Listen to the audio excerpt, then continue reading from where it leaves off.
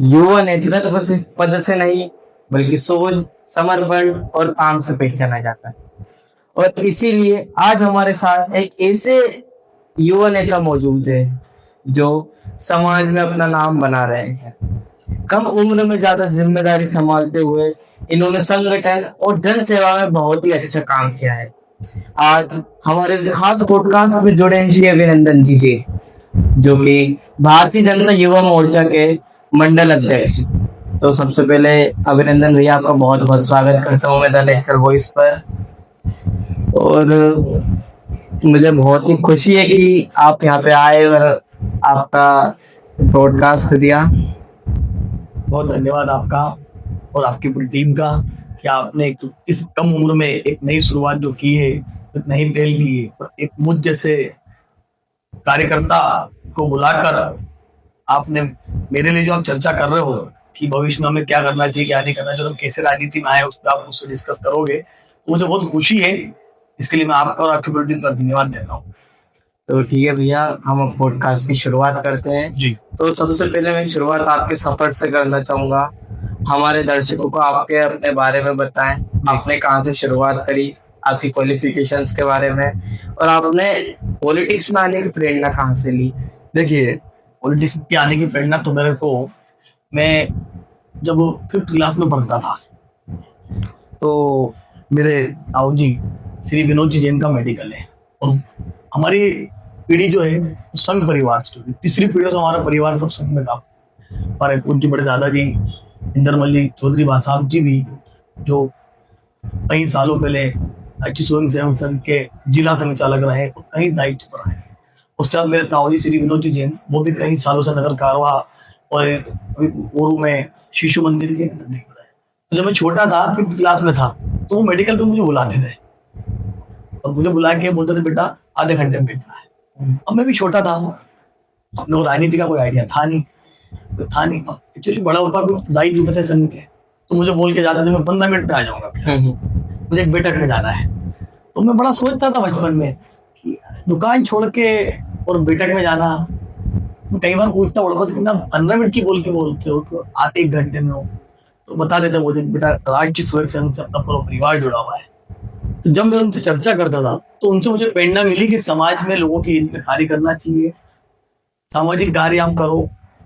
अपना परिवार समाज सेवा के नाम से पुकारा जाता है। मेरे पूर्व में जो ताऊ जी 2 टीचर रहे हैं जिनको पिंके जैन सर के नाम से, नरेश जैन सर के नाम से जानते हैं, उन्होंने भी शिक्षक रहते हुए कई बच्चों को फ्री में पढ़ाया। कई बच्चे ऐसे थे जिनकी आर्थिक स्थिति कमजोर होती थी, उन लोगों को उन्होंने फ्री में क्लास पढ़ाई, स्कूल में फीस भरी। तो मेरे जो परिवार है, मेरे परिवार शुरू से सामाजिक में रहा है और मेरे परिवार से मुझे प्रेरणा मिली है। तो भैया ऐसा कौन सा पल था कि जिसने आपको महसूस कराया कि आपको सक्रिय रूप से राजनीति और जन सेवा में उतरना ही है। क्या हुआ, जब फिर मैं 5th क्लास में आगे बढ़ता गया तो फिर धीरे धीरे लगातार दुकान में बैठने लगा। फिर बैठने के बाद मेरे ताऊ जी के सब लोग राजनीतिक लोग जो आते थे, कुछ संघ के वरिष्ठ लोग भी आते थे, तो मुझे उनसे प्रेरणा मिलने लगी। तो उनसे सीखता था कि मुझे भी कुछ करना चाहिए। तो उन सब की पहल से फिर मेरे ताऊ जी कई बार चर्चा भी करी बड़ोपन। तो मेरे बड़ोपन ने मुझे बताया कि अपने को समाज में जो अपने से अच्छा हो सकता है वो करना चाहिए। कोई गरीब अगर परेशान है तो उसकी मदद करना चाहिए। कोई वो हॉस्पिटल में ब्लड की आवश्यकता है तो उसकी आवश्यकता को पूरा पूर्ति करना चाहिए। जब मुझे जुनून आया, मैंने बहुत कम उम्र से चालू करा। तो मैं कई बार किसी के पास जाता तो लोग मैं डांट के भगा देते थे, अरे तुम कहाँ से आए, क्या है। तो मेरे को बड़ा उस ताजुब होता था कि यार वो किसी के लिए काम करने जा रहे हैं और लोग पहचानते नहीं है। तो फिर मैंने बचपन से फिर सोच लिया था कि अपने को समाज सेवा तो करनी है। फिर जैसे ही मैं 7th क्लास में आया, विद्यार्थी परिषद, अखिल भारतीय विद्यार्थी परिषद एक बहुत बड़ा देश का सबसे बड़ा संगठन है और आज वो संगठन देश का सबसे बड़ा संगठन है और कई लोग उस संगठन में काम करके कई समाज में काम कर रहे हैं। तो कोई बड़ी बड़ी पोस्ट अधिकारी है, कोई राजनीतिक दल में अच्छी बड़ी बड़ी पोस्ट है। जब उस संगठन से मैं जुड़ा और जुड़ने के बाद जब मुझे वो काम करने का अवसर प्राप्त हुआ, मुझ जैसे छोटे से कार्यकर्ता 7th क्लास में था, फिर आगे बढ़ते गया। मुझे वहाँ पे नगर कार्यकारिणी का सदस्य बनाया गया, स्कूल में भी मुझे कुछ दायित्व मिला, फिर नगर सभापति बना। फिर एक समय एक आंदोलन आया करता था YAC, यूथ अगेंस्ट करप्शन, उसका मुझे तहसील से जब बनाया था बहुत छोटा था, जब हम लोगों ने आंदोलन शुरू करे, साथ में जो समस्या रहती थी उसके लिए हम जाते, स्कूल में गए, कॉलेज में गए, एक हम सदस्यता करते थे, लोगों को जोड़ते थे। अब उस समय एक्चुअली कोई फोन का इतना माध्यम नहीं था, फोन रहते भी थे तो पहले बैलेंस डलवाना पड़ता था, टॉप अप। तो हम ऐसी 10-10, 20-20 रुपए इकट्ठे करके बैलेंस डलवाते और फटाफट सबको सूचना करते, आंदोलन करते, पुतले जलाते। बस वहां से जो प्रेरणा मिली तो उसके बाद मैंने आज तक पीछे बदल नहीं देखा, और अभी ये लालच नहीं रखा कि मुझे क्या कर बनना है। मेरा आज भी यही रहता है कि मैं समाज हित में, समाज के लिए क्या अच्छा कर सकता हूँ, मेरी प्रेरणा है। सही बात है। और आपने शुरुआत एबीवीपी से ही क्यों करी? एबीपी एक देश का इतना अच्छा संगठन है जिसमें मेरे जैसे कई लाखों लाख कार्यकर्ता हैं जो आज देश का भविष्य और आज देश की सेवा कर रहे हैं।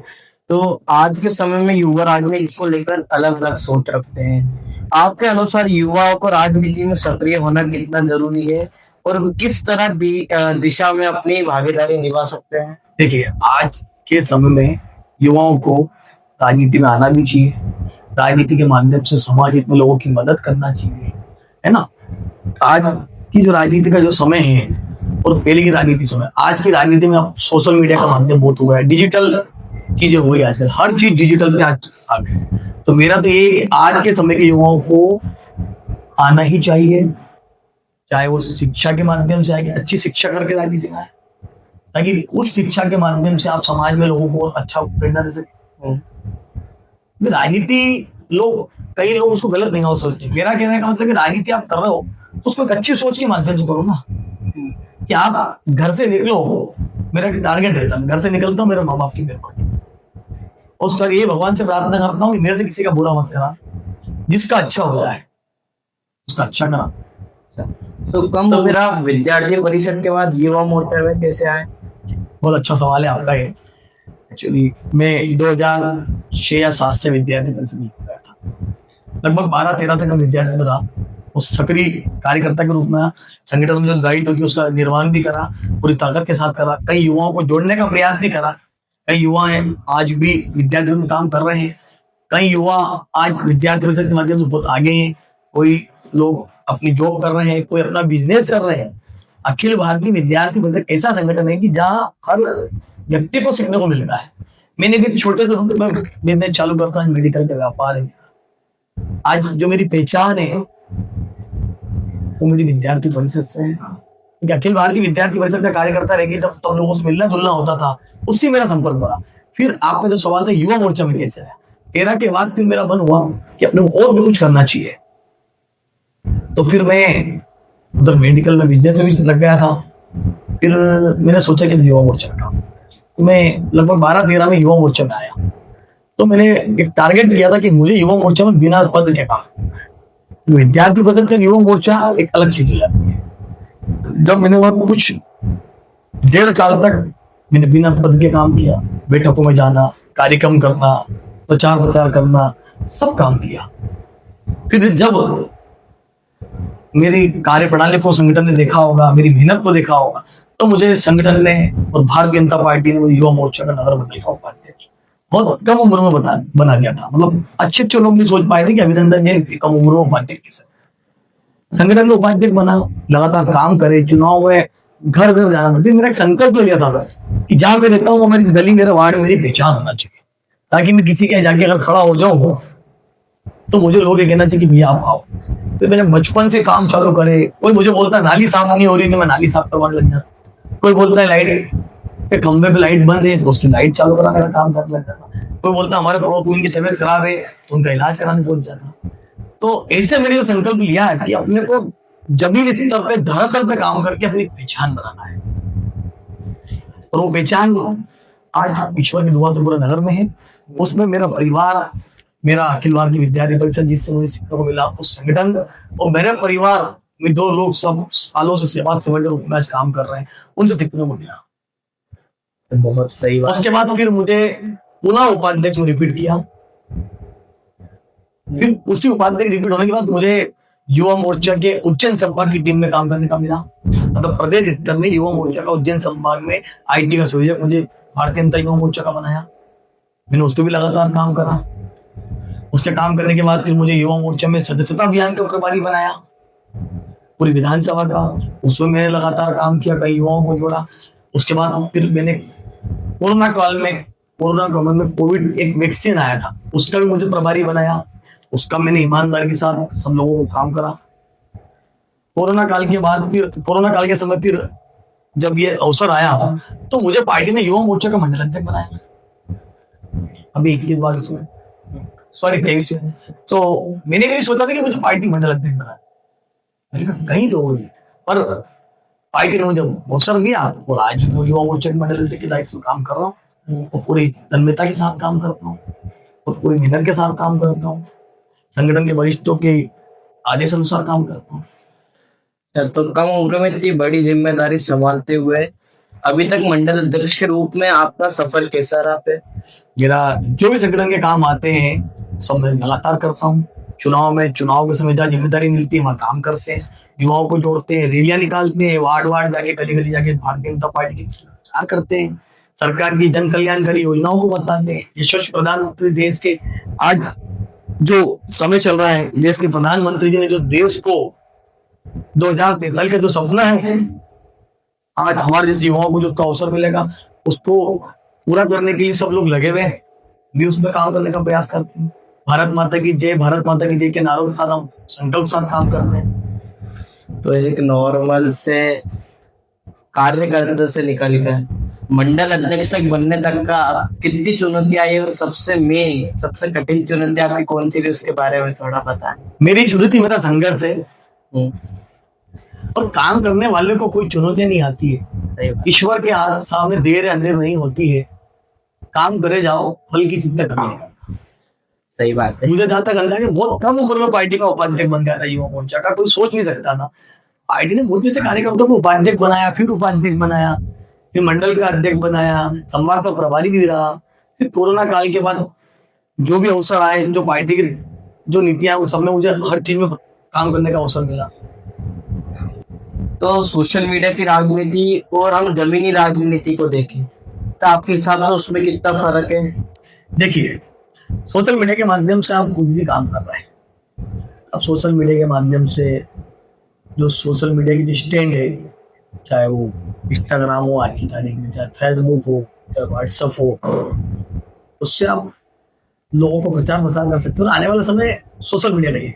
और फिर भी मैं कहना चाहता हूँ आज की युवा पीढ़ी कि जमीनी स्तर पर धरातल का आम पब्लिक से संपर्क करके काम करना चाहिए, लोगों की मदद करना चाहिए, क्योंकि कुछ कार्य सोशल मीडिया के माध्यम से आप कर सकते हो, पर सोशल मीडिया के माध्यम से किसी गरीब की मदद नहीं कर सकते। रात को 2 बजे अगर किसी का फोन आ जाता है मेरे पास कि भैया डिलीवरी वाली पेशेंट है, ब्लड की आवश्यकता, मैं नहीं देखता कि रात में 2 बजे, मैं उनके चल देता हूँ, फिर मेरा शौक है समाज तक आज। राजनीति में आना मेरा उद्देश्य लोगों को मेरे माध्यम से जो अच्छा कार्य कर सकूं, समाज की सेवा कर सकूं, ये मेरा सबसे बड़ी प्राथमिकता है। सोशल मीडिया में जो कार्य सोशल मीडिया के माध्यम से होना चाहिए और करना भी चाहिए। आजकल अब हम भारतीय जनता पार्टी का काम करते हैं, कई चीजें सोशल मीडिया में डालना चाहिए। प्रचार नहीं करेंगे तो दिखेगा नहीं, वो कहावत है। सोशल मीडिया के माध्यम से जो कार्य हो अपनी जगह होते हैं, और धरातल पर जमीन स्तर पर जो कार्य होते हैं वो अपनी जगह होते हैं। और मेरा बचपन से टारगेट रहा है कि धरातल पर कार्य करना चाहिए, आम पब्लिक के बीच जाना चाहिए, पब्लिक से संपर्क रखना चाहिए, गरीबों की मदद करना चाहिए। एक निकी दीवार का भी आपने नाम सुना होगा। उन सब मातृ शक्ति के माध्यम से मुझे भी सेवा का अवसर प्राप्त होता है, कई सालों से मैं उनके साथ जुड़ा हुआ हूँ। दूसरी चीज मैं आपको बताता हूँ, अभी देश में कोरोना काल का संकट आया था, 2 बार कोरोना की स्थिति, पहले में लॉकडाउन लगा। मैंने पहले वाले कोरोना में भी निसंकोच निडर हो गए और कार्य किया, लोगों को दवाइयां की व्यवस्था करी, मेरे तरफ से भी कई दवाइयां फ्री दी, सुझाव सबके माध्यम से, यहाँ पे सबने अपनी सेवा के माध्यम से लोगों को भोजन पहुंचाया, इलाज में समस्या तो उनकी समस्या का समाधान करा। उसके बाद सेकंड वाले कोरोना काल में एक समय ऐसा आया था जब हर 1 घंटे में खबर आ रही थी कि वो भाई साहब के लिए तो या वो दुखद चिंता थी। उस समय में लगभग 15 दिन मुझे अच्छे से याद है, मैं रात भर सोता रहता था, रात भर एक ही काम रहता था, मरीजों को एडमिट करा रहा हूँ, किसी को मालूम पड़ेगा तो कर बैठता हूँ, तो उनको मैंने सुबह से जाके उनका अंतिम संस्कार के लिए मैंने, कोई विश्वास नहीं कर सकता, 200 तो 250 लोगों का अंतिम संस्कार मेरे हाथ से शुरू, जब कोई लोग हाथ लगाने लगे। ये दृश्य तो ऐसे देखे जो जिनके परिवार के लोग उनके माता पिता को टच नहीं करे था, उनका अंतिम संस्कार भी मेरे हाथ से हुआ। मेरा ईश्वर ने मुझे उस टाइम बनाया होगा, मैं इसको मेरे परिवार का पुण्य मानता हूँ कि उनकी ताकत से मैं इतना अच्छा काम समाज में कर सका। और कोरोना काल में वाकई बहुत समय ऐसा देखा, कई लोग एक ही घर में 2-2 3-3 लोगों का जाना हो गया, कई लोग तो मेरे सामने ही चले गए। और कई घटना ऐसी भी है कि एक सगी माँ का बेटा और सिर्फ मेरे सामने खड़ा है, तो भैया का मुझे फोन आया कि यार बेटा अपने पड़ोस के हैं, नाम लेना उचित नहीं समझूंगा, मुझे फोन आया कि यार वो हॉस्पिटल में एडमिट है, उनकी डेथ हो गई।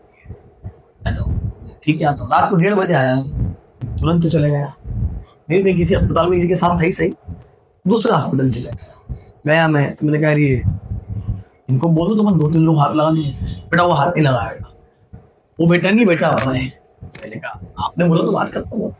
हम लोगों ने उनको रात को शिफ्टिंग करी सरकारी अस्पताल में, सुबह उनकी व्यवस्था करके उनका बेटा उस माँ को हाथ नहीं लगाया। हो सकता है कि मुझे ईश्वर ने शक्ति दी होगी कि मेरे उस माँ का अंतिम संस्कार करना। ऐसी एक बाहर के बहुत 4-5 लोगों को कोरोना हुआ था, सुजालपुर आए, 32 साल का लड़का था, शादी हो गई थी, 28 साल की उनकी वाइफ थी, पूरा परिवार कोरोना पॉजिटिव था, कोई नहीं था यहाँ पे, पूरे परिवार में सब लोग ठीक होके भी गए। मेरे माध्यम से जो लोगों को सेवा करनी करी भी सही, पर वो भैया नहीं गए, तो उनका पूरा अंतिम संस्कार मैंने स्वयं करा। उस परिवार ने मुझे धन्यवाद भी दिया कि आप हमारे लिए भगवान के रूप में आए। मैंने कहा तो जो ईश्वर का है मेरा खुशी। जैसे कई लोगों का अंतिम संस्कार किया, और एक बार अंतिम संस्कार करते समय मैं सिर्फ मास्क लगा के रखता था, मैंने कभी किट नहीं पहनी। तो अंतिम किसी ने घासलेट डाल दिया, उसकी जो बोछा रही तो वो कोरोना काल में किट चल रही थी, उनको बचाने चक्कर मेरे पूरे झल्ला सा मेरे हाथ में आ गया था, यहाँ से यहाँ पूरा हिस्से में सब आग के वो आए तो भी गया। और वो ईश्वर का ही चमत्कार था कि मेरे को सिर्फ खाली बाल जमे और कुछ भी नहीं हुआ। वहां जब खड़े जो 10 लोग खड़े थे वो देख के चौंक गए कि यार क्या हुआ है। कई लोगों का अंतिम संस्कार करा, कई लोगों का, और कई लोगों को एडमिट कराया, ठीक भी हुए, तो सब ईश्वर के हाथ में रहता है। और मैं अपने आप को सौभाग्यशाली मानता हूँ कि मुझे इतना सेवा का अवसर मिला कि जो मैं समाज हित में कार्य कर पाता हूँ। और मेरा तो सभी युवाओं से एक ही कहना रहता है, सोशल मीडिया के माध्यम से तो आप करो करना चाहिए, और धरातल पे जहाँ आप रहते हो वहां भी अपने लोगों की और आपके कामों का ऐसा कौन सा उदाहरण है जिस पर आपको सबसे ज्यादा गर्व है? मेरा सबसे बड़ा लक्ष्य रहता है, मैं खुद स्वयं 25 या 26 बार, अभी हमारे युवा मोर्चे के प्रदेश अध्यक्ष जी के जन्मदिन में 26 बार रक्तदान किया, और 25 बार या 24 बार पहले कराया, तो मैं कई बार रात को 3-3 बजे जाके करा। मुझे फोन आ जाता है कि ब्लड देना हो, ठीक। और मैंने मेरे माध्यम से कई लोगों के रक्तदान भी करा है, इसका लेख मेरा पुराने पेपरों में आया भी है, मीडिया के माध्यम से मुझे प्रेरणा भी मिलती है। रक्तदान भी किया। अब एक बच्चा था, उसके माता पिता नहीं थे, समाज का ही था, जैन समाज का था शायद, ध्यान नहीं का नाम लेना उचित नहीं समझू। मेरे एक मित्र का फोन आया कालूगढ़ में, कहा कि यार ऐसी बात है, सरकारी अस्पताल में उसको लेके गया, मैं पूछा, मैं 50% से ऊपर जल चुका। वहां से डॉक्टर ने बोला भाल लिया, हमने प्राइवेट अस्पताल में एडमिट कराया, यहाँ पर एडमिट करा के उसका इलाज चालू करा। माननीय मंत्री जी के माध्यम से उसमें अच्छा सहयोग मिला, जनता का भी सहयोग मिला। उसको डेली 1.5 महीने अस्पताल में एडमिट रहा। वो अस्पताल में रिक्वेस्ट करी तो उन्होंने भी बहुत नॉर्मल उसमें ट्रीटमेंट किया।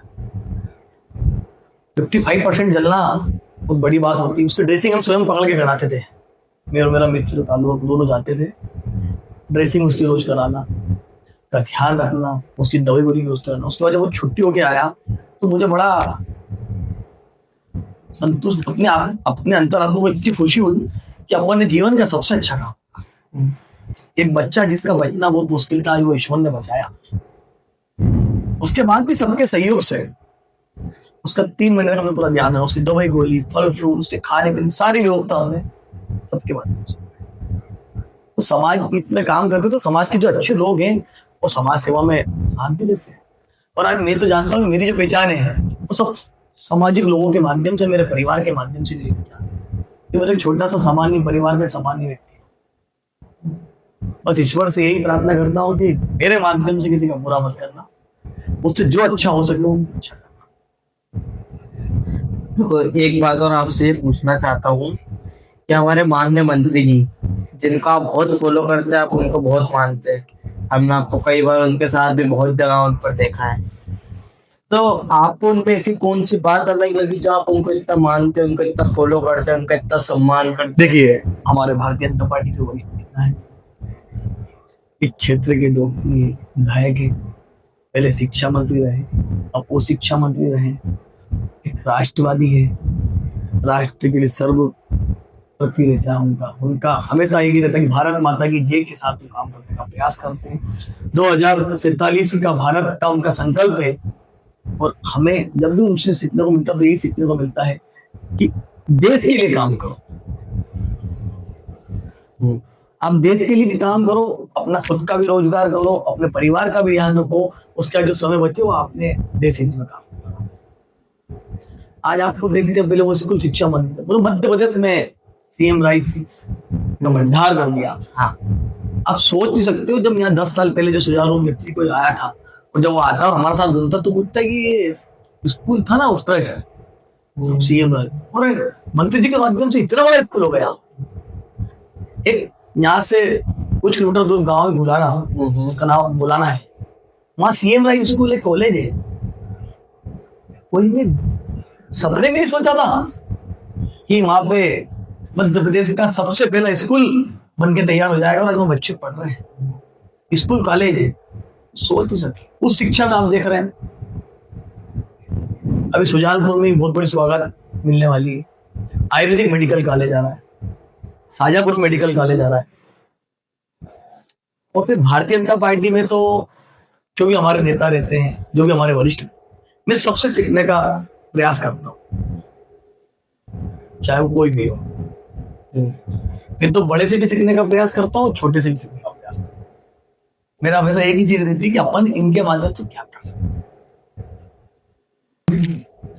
तो अब मैं हमारे पहले पहलू को समाप्त करते हुए, इसमें हमने आपके राजनीतिक कार्य के बारे में बात करी, आखिरी प्रश्न ये पूछना चाहूंगा कि ऐसी कौन सी चीज है जो आपको सबसे अलग बनाती है? वो ऐसी कौन सी चीज है जो आपको सबसे अलग बनाती है? वो तो हमें आपसे बात करके अभी तक पता लग चुका है कि आपको सबसे अलग क्या बनाती है, बट एक बार मैं आपसे भी पूछना चाहूंगा कि आपके अनुसार आपको सबसे अलग क्या बनाता है? ऐसा तो मैं कभी नहीं सोचा मुझे सबसे अलग क्या बनाता है। मैं ईश्वर से यही प्रार्थना करता हूँ, ईश्वर कभी मेरे को किसी बात का घमंड मत लाना, मुझसे जो अच्छा हो सकता है समाज के हित में वो मुझसे कराना।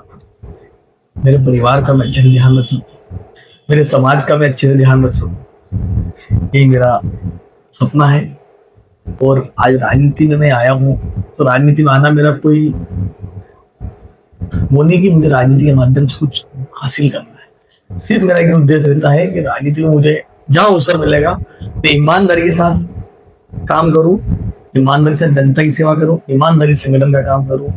और जहाँ जिस जगह को मुझे कोई, जैसे अभी युवा मोर्चा का अध्यक्ष तो जहाँ मुझे संगठन के लोग आदेश करते हैं वो काम करने का मैं प्रयास करता हूँ। मेरा ऐसा कुछ नहीं है और ईश्वर से यही प्रार्थना है कि सबका आशीर्वाद मिलता रहे, प्रेम मिलता रहे, और जो इसमें मुझे इस सुजानपुर का आसपास की जनता का मिलता है यही मुझे चाहिए। मुझे और कोई लालच नहीं है और ना मैं कभी सोचता हूँ कि मुझे ईश्वर यहाँ इस पोस्ट पे पहुंचाना है, उस पोस्ट पे। एक ही लक्ष्य रहता है कि मैं जो काम करता हूँ उस काम में सबकी मदद हो और लोग खुश हो। तो हम राजनीति से हटकर आपके दूसरे पहलू की शुरुआत करते हैं जिसमें आपको लोगों के बीच सबसे अलग पहचान दिलाई है, आपका सामाजिक कार्य जी। तो मैं सबसे पहले पूछना चाहूंगा कि राजनीति के साथ साथ आप सामाजिक कार्यों में भी लगातार सक्रिय है। जी। तो समाज सेवा में आपने शुरुआत आपने कैसे की? वही अखिल भारतीय विद्यार्थी परिषद, उसकी भी अखिल भारतीय विद्यार्थी परिषद एक ऐसा संगठन है हाँ कि जहाँ से हमको बहुत कुछ सीखने को मिला। तब से समाज सेवा ही चालू की और वहीं से राजनीति में आया मैं, युवा मोर्चा में आया। और आगे मेरा यही संकल्प रहेगा, समाज के हित में, समाज के लिए जो मैं अच्छा कार्य कर सकता हूँ करने का प्रयास करूंगा। मेरे साथ कई लोग करते हैं। तो आपकी समाज सेवा शुरू करने के पीछे प्रेरणा क्या है? वो मेरा परिवार, मेरे माता पिता, मेरा परिवार, मेरे पूज्य ताऊ जी जिनके साथ मैं मेडिकल में बैठता था और उनने मुझे सिखाया और उन्होंने बोला विद्यार्थी परिषद ज्वाइन करो। अच्छा, मेरा परिवार शुरू से संघ से जुड़ा हुआ है, 3 पीढ़ियों से मेरा परिवार। ये बात और मैं उस परिवार से आता हूँ जहाँ आज जिनका नाम भारतीय जनता पार्टी में पिता पुरुषों के नाम से याद है, पंडित दीनदयाल जी, श्यामा प्रसाद मुखर्जी जैसे, बाला साहब जी जैसे पिता पुरुष, जिनको मेरे परिवार को उन सबका आशीर्वाद प्राप्त है। मेरे परिवार में कई बार आना हूँ तो उस परिवार से हम तो अपने आप को सौभाग्यशाली जानता हूँ, मानता हूँ कि मैं उस परिवार का बच्चा हूँ जिस परिवार में इस देश के लिए कई लोगों ने जो अपने प्राणों को न्यौछावर कर दिया। इस देश के प्रति आज जो भारतीय जनता पार्टी को आज देश का सबसे बड़ा राजनीतिक संगठन है, उस संगठन को आगे बढ़ाने वाले लोगों को जो कई सालों पहले यहाँ सुजालपुर जब आते थे तो मेरे परिवार में मेरे घर पर आने का अवसर प्राप्त होता था और उन लोगों का मेरे परिवार को आशीर्वाद रहा। तो मैं अपने आप को गौरव मानता हूँ, मैं तो उस परिवार से आता हूँ। पर सामान्य परिवार है, सामान्य लोग हैं। और आपके अनुसार अभी तक समाज में सबसे बड़ी समस्या क्या है जिस पे अभी हमको लगातार काम करना चाहिए? ये समाज में बहुत बड़ी समस्या है। समाज में हम जैसे युवाओं को आगे आना चाहिए, समाज हित में कार्य करना चाहिए। कोई समस्या नहीं होती, समस्या है तो उसका समाधान भी है। समाधान है तो निकल,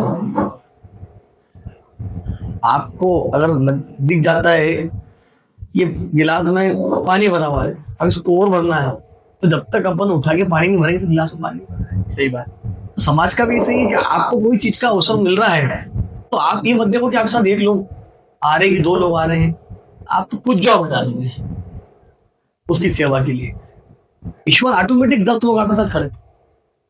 अभी कुछ दिन पहले आपका एक उदाहरण बताता हूँ। आपकी टीम के माध्यम से बब्बा थे जिनके पैर में प्रॉब्लम थी, आप मेरे पास आए, मैंने कहा अपन इलाज कराए। आप 5 लोगों के माध्यम से काम हुआ कि आज जो बब्बा मिलता है तो आशीर्वाद देता है। कई लोग हैं, मैंने कई लोगों के इलाज कराए, कभी दिखावा नहीं करा, मैं कभी सोशल मीडिया पर डालता, पर आज का समय सोशल मीडिया का है। मतलब अभी सोशल मीडिया पे अगर आप कुछ काम कर रहे हो तो डालना जरूरी भी है। मेरा कहने का मतलब है कि कुछ पोस्ट ऐसी होती है भी डालना चाहिए, बट कुछ गोपनीयता वाली भी रखना चाहिए, क्योंकि कुछ परिवार ऐसे रहते हैं जो परेशानी में रहते हैं, उनकी आपकी साथ से मदद कर दो, वो साथ से भूल जाओ। वो मैं करता हूँ मेरे तक, और वही मेरी पहचान है। और आपके अनुसार फिर युवाओं में क्या सबसे बड़ी समस्या है अभी? युवाओं में क्या समस्या है? युवाओं कोई समस्या नहीं। मेरा युवाओं से कहना चाहता हूँ कि आप अगर खेती किसान परिवार के तो उसमें अच्छी मेहनत करो, उसको अच्छे से वो करो। आजकल नई नई तकनीकों से खेती हो रही है, वो भी बहुत बड़ा रोजगार है, कई लोगों का रोजगार दे सकते हो। और अपने आसपास के क्षेत्र में कई लोग कर रहे हैं, कोई फूल की खेती करता है, तो कोई फल की खेती करता है, तो कोई तकनीकी के माध्यम से सब्जियों की खेती कर रहा है।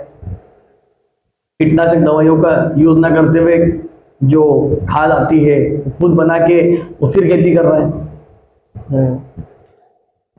बट आजकल अधिकतर युवा भटके हुए हैं, वो गलत काम उनमें लगे हुए हैं, कोई अधिकतर मोबाइल में लगा हुआ है। बहुत अच्छा क्वेश्चन है आपका। आज का युवा, हम जब छोटे थे, जब हमने भौरे जो होते हैं बहुरी वो खेले, अंटी खेली, पकड़म पांडी खेली, गुलाम डट्टी खेली। आज का बच्चा मोबाइल में लगा हुआ है। तो ये तो आपके चैनल के माध्यम से ही कहना चाहूंगा, अपने माता पिता को अपने बच्चों को मोबाइल एक एज तक देना ही नहीं चाहिए। तो मोबाइल एक ऐसी चीज है, अच्छी भी है तो बहुत खराब है। ये बच्चे का जीवन भी सुधार सकता तो बच्चे का जीवन खराब है। कई बच्चे कम उम्र में बहुत मोबाइल में लगे रहते हैं, गेम खेलते हैं, बच्चों के डिस्टर्ब हो जाते हैं कि घटनाएं कौन पढ़ रहा है। सही बात। मोबाइल का तो नहीं करना चाहिए। और एक और क्या क्वेश्चन बताया था आपने? भटके हुए हैं वो। भटके हुए हैं। अब आजकल की जो नई पीढ़ी है 80% लोगों के वो सुनने में आता है कि फलाना नशे के आदी हो गए, हाँ, ड्रिंकर हो गए। आजकल बहुत सारे नशे ऐसे आ गए हैं जो कभी हमने सुने ही नहीं। पाउडर, जिसमें गांजा, चरस, इसका नशा करने लग गए। आज ये सब चीजें अंधकार में आने वाली पीढ़ियों में बहुत समस्या है। सही बात है। जब आज वो बच्चे कर रहे हैं, कल उनकी शादी होगी, उनको परिवार बसाने में परेशानी आएगी। ये चीजों से तो बहुत दूर होना चाहिए, नॉर्मल जीवन जीना चाहिए। उस परिवार के लिए जियो, समाज के लिए जियो। और मैं एक बात और ये पूछना चाहूंगा, जैसे समाज में कई लोग कहते हैं कि समाज में कई लोग कहते हैं कि समाज सेवा लोग सिर्फ दिखावे के लिए करते हैं, तो आप उन लोगों के लिए क्या जवाब देना चाहेंगे? जो लोग कहते हैं, मैं तो उनसे ये कहना चाहूंगा कि आप आके करो। जब आपको पता लगेगा कि कौन दिखावा करता है और कौन नहीं करता है। समाज सेवा करने वाला व्यक्ति कभी दिखाता ही नहीं है। तो कह रहा हूं ना, इस हाथ से करेगा तो उस हाथ तक पता नहीं लगता है। पर आज का समय सोशल मीडिया का भी है।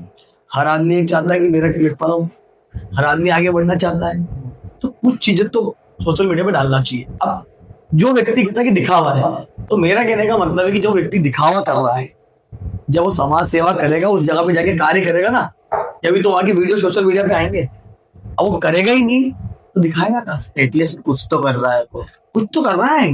और मेरा ये कहने का मतलब है, कोई एक छोटा सा कार्य करे या समाज सेवा बड़ा करे, जो कर रहा है उसका सम्मान करना चाहिए, उसको आगे बढ़ाना चाहिए।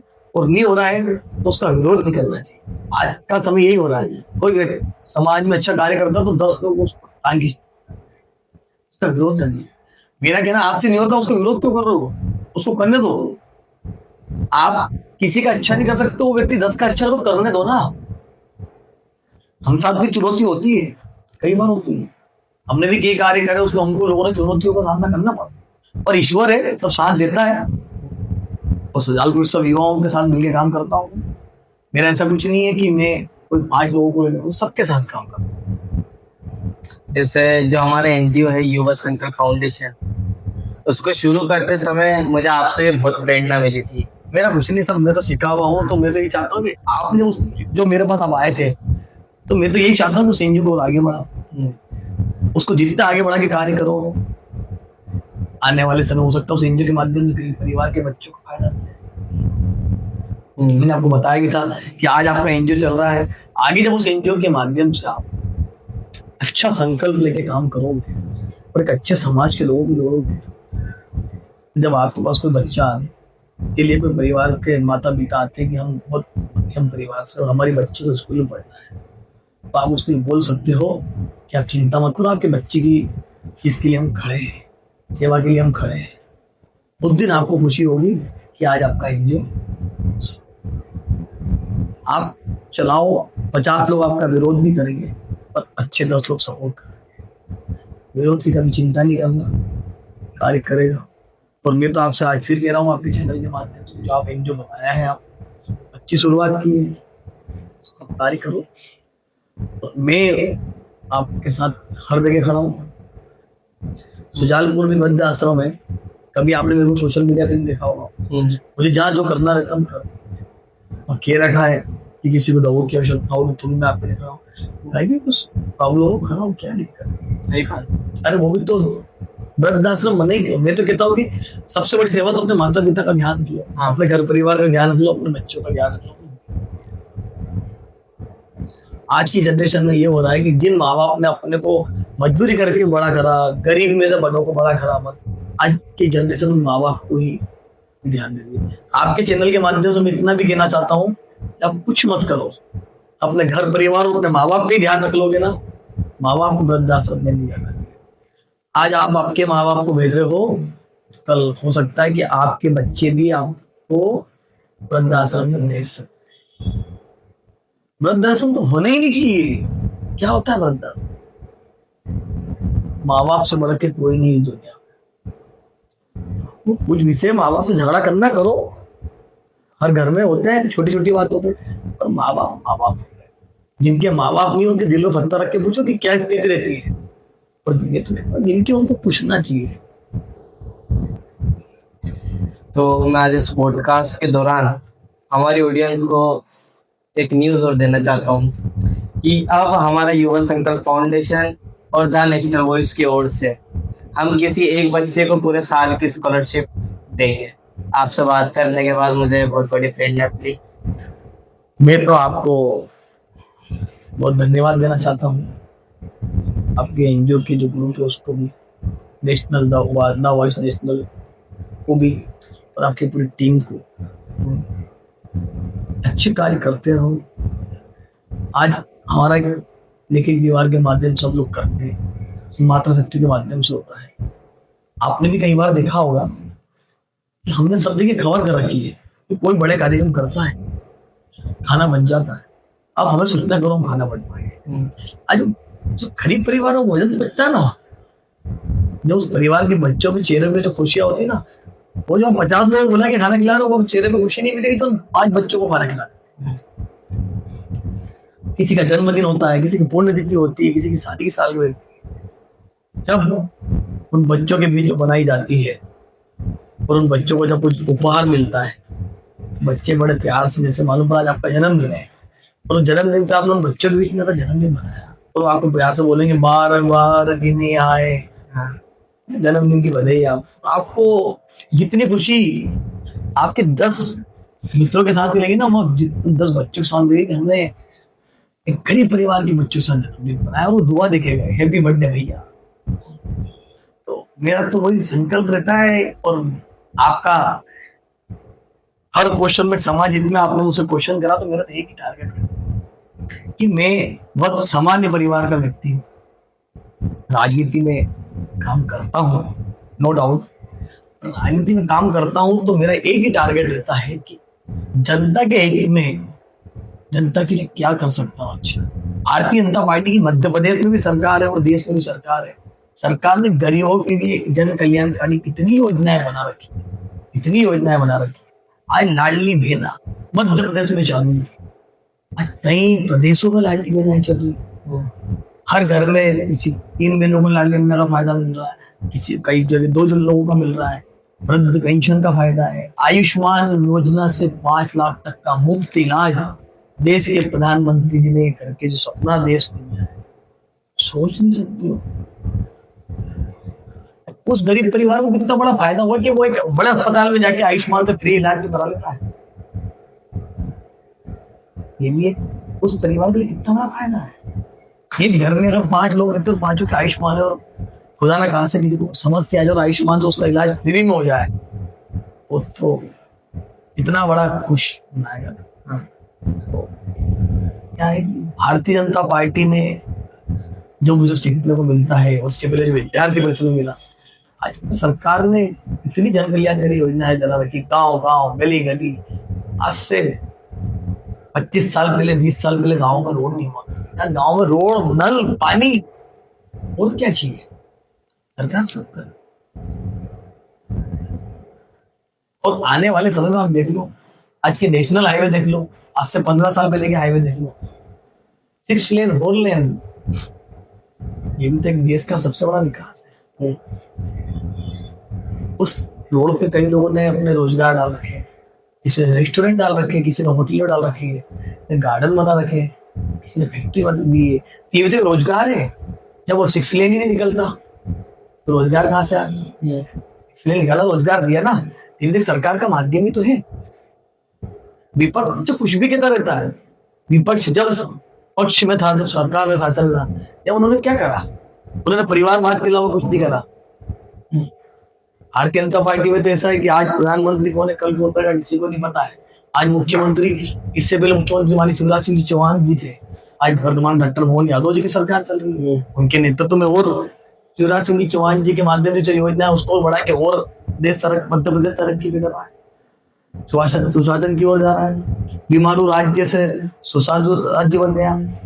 महिलाओं के लिए पहले महिलाएं डिलीवरी से आने में समस्या आती थी, आज एम्बुलेंस से 108 गाड़ी चल रही है, फ्री में डिलीवरी होती है।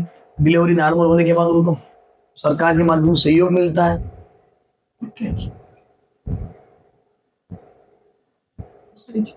बहुत बहुत धन्यवाद आपका। बस मैं आपसे ये चाहूंगा, आप आखिरी में हमारे जैसे जितने भी युवा इस पॉडकास्ट को देख रहे हैं उनको आखिरी में कोई संदेश दे। मैं मेरे माध्यम से भी बहुत छोटा सा कार्य करता हूँ, छोटा सा ही, बहुत उम्र में वो नहीं। और मेरा सभी युवाओं से एक निवेदन रहेगा कि जब आपका समय पढ़ाई करे, जब पढ़ाई करो, परिवार पे ध्यान दो, मोबाइल सोशल मीडिया पे अच्छी चीजों पे ध्यान दो, नेगेटिव चीजों पे नहीं जाना। आजकल कम उम्र में बच्चे जो काम नहीं करना चाहिए वो कर रहे हैं। सही बात है। तो ये थोड़ा सा परिवार में भी ध्यान देना चाहिए, समाज में भी ध्यान देना चाहिए। और जब आप पढ़ लिख के बड़े बन जाओ तो ऐसे काम करो जिससे आपका और आपके परिवार का नाम रोशन हो, और आप कहीं खड़े हो तो आपको लोग नाम से पहचाने। यही मेरा आपके चैनल के माध्यम से रहेगा। और नशे से मुक्त होना चाहिए। सबसे बड़ी बात है कि नशा नहीं करोगे तो परिवार को बचा लोगे। तो कई परिवार के बच्चे जो नशा कर रहे हैं उनके माँ बाप आज वृद्धाश्रम। तो आज आप नशे से रहोगे तो हो सकता है कल आपके जो बच्चे होंगे तो वो भी आपको वृद्धाश्रम भेज देंगे। तो ऐसा काम मत करो कि अपने परिवार में अपने माता पिता को वृद्धाश्रम। परिवार की चिंता हो जाएगी, समाज में अच्छे काम करोगे तो भारत 2047 का भारत विकसित भारत की ओर और तेजी से बढ़ेगा। नमस्कार, बहुत बहुत धन्यवाद आपका।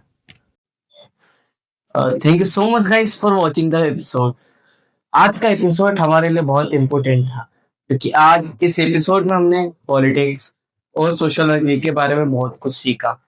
आज हमने सीखा कैसे सोशल वर्किंग स्टार्ट करें, कैसे उसको कंटिन्यू रखें और कैसे लोगों तक उसको पहुंचाए, उसको सोशल मीडिया में अपलोड कैसे करें, सोशल मीडिया में प्रेजेंट कैसे करें। और इसीलिए मैं चाहता हूं कि ये पॉडकास्ट देखने के बाद आपको क्या सीखने को मिला उसको एक बार कमेंट में जरूर बता के जाएं, और वीडियो को लाइक करें और चैनल को सब्सक्राइब करें और ज्यादा से ज्यादा अपने दोस्तों तक शेयर करें ताकि उससे हमको भी अच्छी प्रेरणा मिले। धन्यवाद।